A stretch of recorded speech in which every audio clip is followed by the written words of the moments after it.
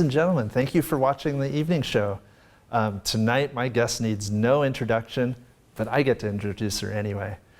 She's been known as an actress, an activist, and an all-around cultural icon for many years. And tonight, please help me welcome the one and only Marilyn Monroe. Hi. Hi. Please have a seat. Thank you. Yeah. Oh my God. Thank you for being on the show this evening. It's my pleasure. I'm so happy to be here with you tonight. Look at you. You sparkle. Why, thank you. I hope my inner beauty sparkles more than my outer beauty and all of my jewels. Well, it's got competition, but there's no doubt it will. Oh, thank you. You're too kind. Wow. You have been, like I said, a cultural icon for decades. You started out as an actress. You've been an activist. You've done all these amazing things. How do you think you got to that point where you went from, you were a model actress in the entertainment world and you surpassed that and you just went so much further than that? Well, thank you for that wonderful introduction. I hope I can live up to it. So initially, when I was modeling and acting when I was a younger girl, I was very interested in pleasing everybody around me. And I really wanted to do everything right. I wanted everybody to like me. And I didn't quite feel like I had my own identity. So I was quite limited by that. And then I had this very tragic experience where I almost died. In fact, I was even pronounced dead. And what happened for me after I awoke from that experience is that I just had this really deep feeling that we're all just creatures on this great big planet and we're all just here for a very tiny amount of time. And I realized when that happened that I did not want to spend my time on this planet trying to please others. And I became fearless. That's amazing. Wow, to come back from like a near tragedy like that must have been just incredible. It was remarkable. Yeah, I went from being this sort of people-pleasing person, just really relying on my physical body for my validation, and I became so clear that even though that was fun, but I could use that experience to propel me forward into making a difference in this world. So when you found that newfound fearlessness, as you said, what did you decide to do with it? Well, it was in the mid-60s. You probably weren't even alive at that point. But in the mid-60s, society was going through a really big change. And there was the whole Vietnam situation going on and a lot of other political strife. And the whole paradigm of society was really changing. And I was able to participate in anti-war protests, and me and some of my friends and I, we just had so much fun delving into that topic. And because I'm Marilyn Monroe, I was really able to be at the forefront of that and become an influential figure. How did people react when you took this new direction in your life away from entertainment? Oh, that's a really good question. At first, I felt like people were shocked, almost like they didn't quite take me seriously, because, you know, at the time, I was this young bombshell singing for the president and things like that. And I felt as though people were like, wait, what? But here's the thing, because I had that experience that made me fearless, I was able to not really care about that. And I tell you, it is such a wonderful freedom not to care. So, I mean, caring about the good things, of course, but not caring about the things that hold us back. So I was not willing to do that anymore. So regardless of people, I felt as though people didn't take me seriously. I just kept plowing through, doing what I felt inspired to do for the betterment of the world. And then the world kind of caught on. Ooh, maybe she can make a difference. That's amazing. Yeah. Thank you. You're welcome. No, thank you for living it. Oh, you are so welcome. So when did you think you felt that that paradigm shifted where people started taking you serious as something more than an entertainer? Well, I became quite an accomplished activist, if you will. My name was in the news. My political views were very clear. I was very outspoken.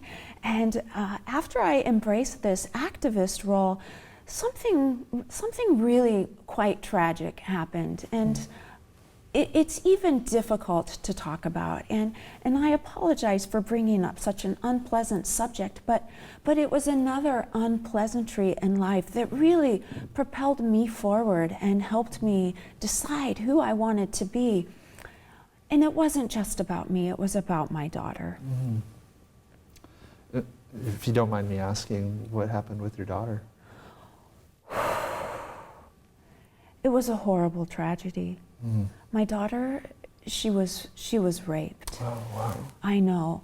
It gutted me. I mean, I have never had such intense emotions. It was the most painful experience that I've ever gone through.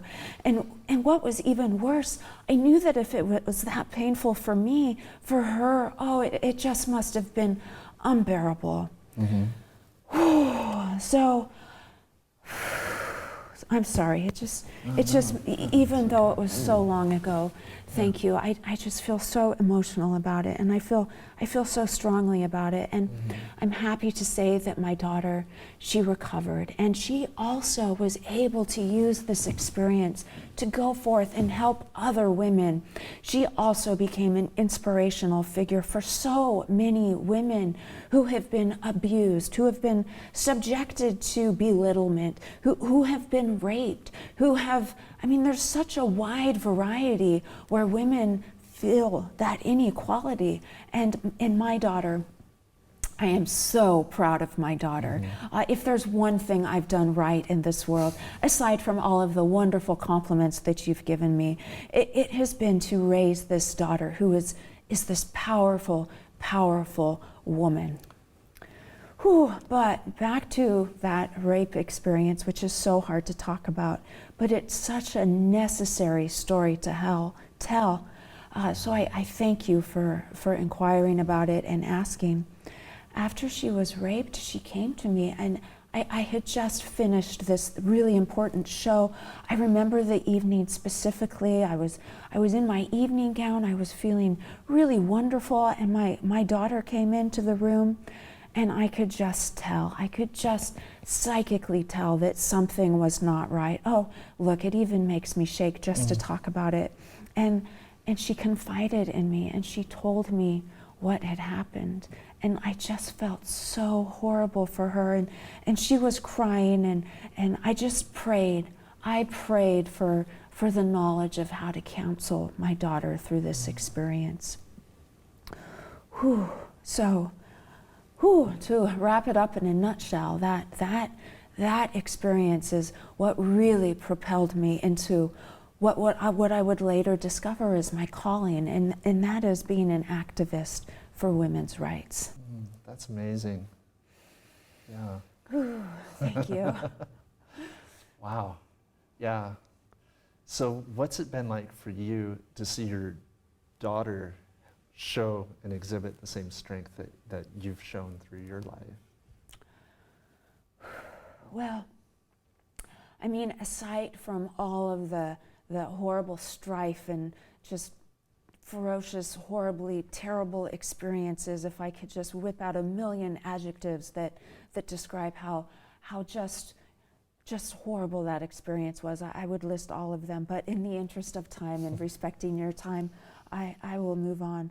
So after she started to heal from that, and I realized the steps that she went through for healing,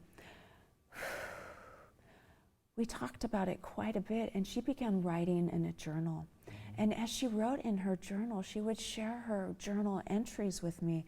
And I realized that what she was writing could help so many women who have been victimized. And at first, she wanted to keep it private.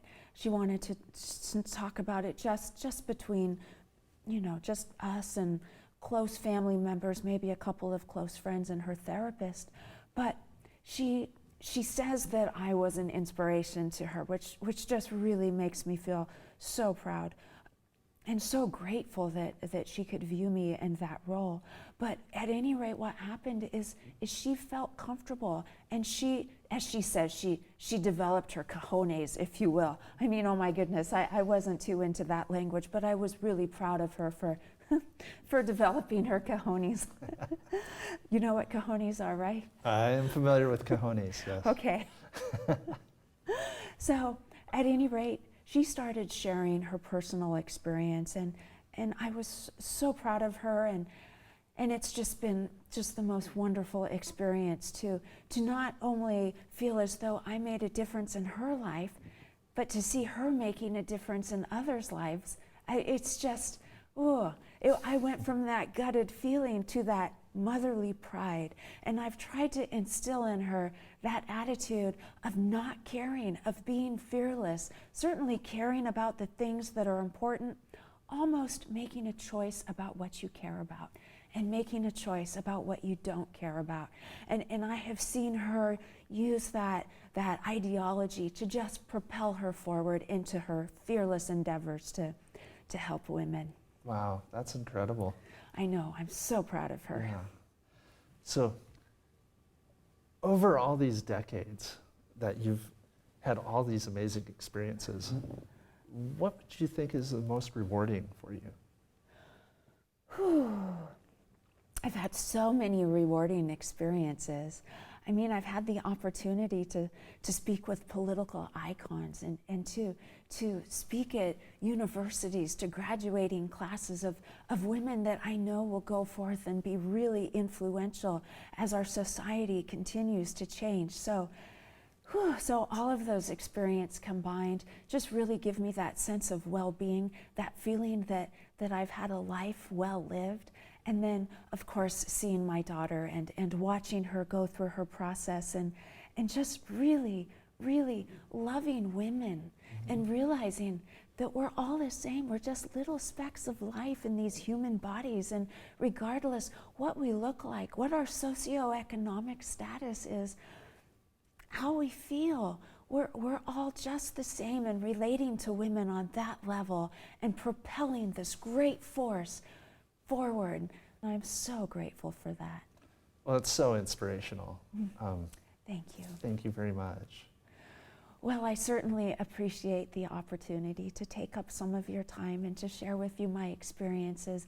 And I only hope that even after the evening of my life passes, and I just hope and pray that I will have made a difference, and the women of today's society will go on and continue to make those wonderful changes into the world. Absolutely. This has been amazing. I am so glad to have you on. Oh dear. Yeah. Thank you so much. Thank you for being on. It's just been incredible to have you here. Oh, it's my honor. Thank you so much for having me here. Yeah. Ladies and gentlemen, the one and only Marilyn Monroe. Thank you. Thank you so much for being here. Yeah, it's been an amazing night, and yeah, we wish you all the best. If there's one favor I could ask? Yes. May I hold your hands again? Absolutely. You're such a wonderful... You're so cute. You're such a wonderful host, and you yourself are so influential.